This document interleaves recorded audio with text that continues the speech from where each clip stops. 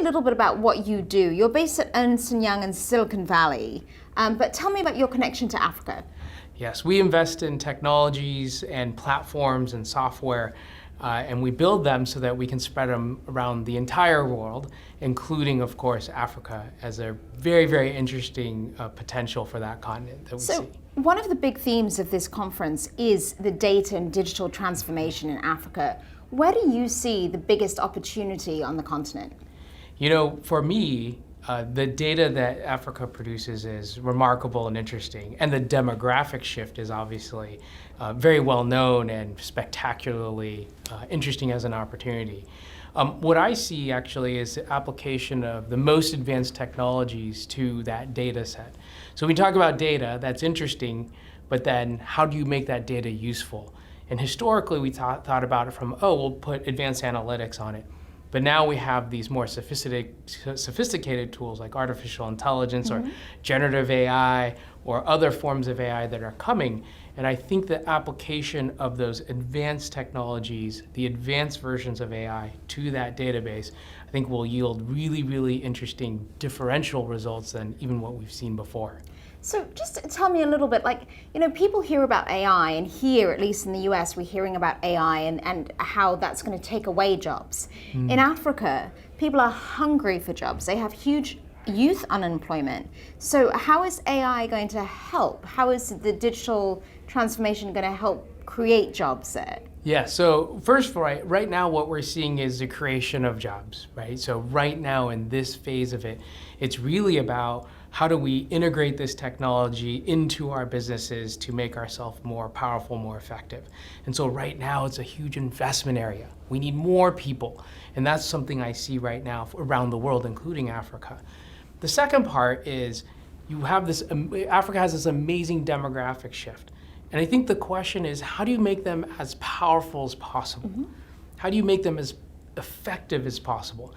And that's really the story that we see on the ground with these tools like artificial intelligence. We've heard the dialogue about how people are concerned that jobs, the hours that you need to do a task will be taken away. But really what we've seen are some of the repetitive rote tasks that the machines are best at. That's really what's going away. And what we're doing is unleashing the human part of the potential. So people, it's sort of like having a superhero's, tools. So it's Batman's belt, right? When you have AI given to you as a tool set. So we've seen this in developing economies around the world where we operate. When we hand them these tools, these AI-driven tools, they love it, right? They want more of it because they recognize it makes them more powerful in what they do, and they're able to add more value to whatever question they're answering. And from that standpoint, it isn't that it takes away jobs, it makes each individual more capable to doing more. I mean, there is a big opportunity for AI, especially in healthcare when you look across the continent, like connecting people, especially in rural areas, with medical specialists. So there are opportunities. Are you focused on any particular sectors or just data and overall? No, we focus a lot on different sectors, and in particular one I'd like to highlight is around the ESG concepts, right? So we're using not just AI, but from a data perspective, making sure that we're helping companies and governments track things like carbon and all the other things that you measure along with ESG. Because for us, it's important for you to know what you're doing so that you can make improvements from a climate perspective. The other thing we're doing is using other advanced technologies. So I'll go beyond AI and like blockchain, where we're using blockchain to help organizations measure things like, or to track things like forced labor concepts, right? Which companies are doing the right job associated with that and are able to verify so that companies can say, I have my supply chain and I understand that everybody in my supply chain is actually doing and verified is doing something good. Using a blockchain system, because oftentimes supply chains go across different types of different border lines and different entities, so you need a way to verify it. And are you working with private sector companies, trying to empower companies, or are you working with the public sector?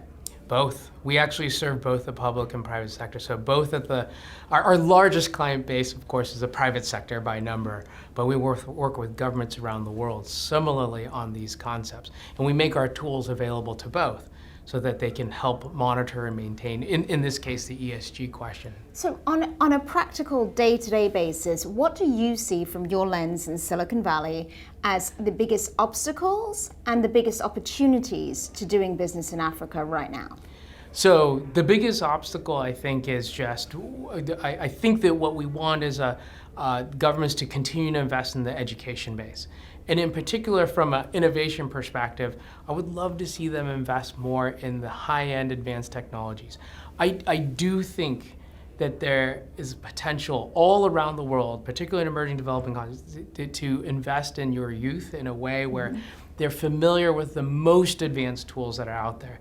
And that's the lovely thing about some of the education aspects that are out there now, that are, publicly shared, so that anybody around the world can look and take a course from, some of the most famous universities in the world in AI or data or math or whatever it happens to be. I think that there's a meaningful investment that governments can make into that.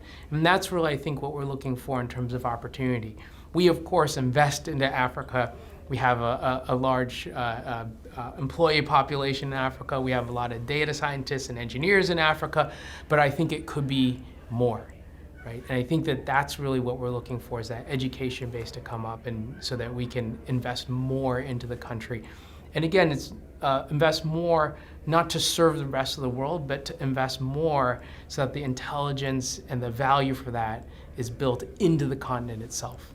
And so from now until the next Gavi conference, which is in 12 months, what are you going to do to help bring that education up? Yeah, no, that's a great question. We actually started this before, well before we knew we were coming to this conference, which is we've been looking at Africa to build out our next innovation site. So we're in the process of that, because we think that while a lot of things are virtual these days and you can do a lot of things sort of in concept, we do think the idea of a physical location or set of locations, a lab, a way for us to sort of symbolize our investment, but also a way to have a gathering point for all of the different innovation that's happening in Africa is important. So between this year and next year, you should watch for that. I look forward to hearing all about it from you next year. Thank you very much. Thank you.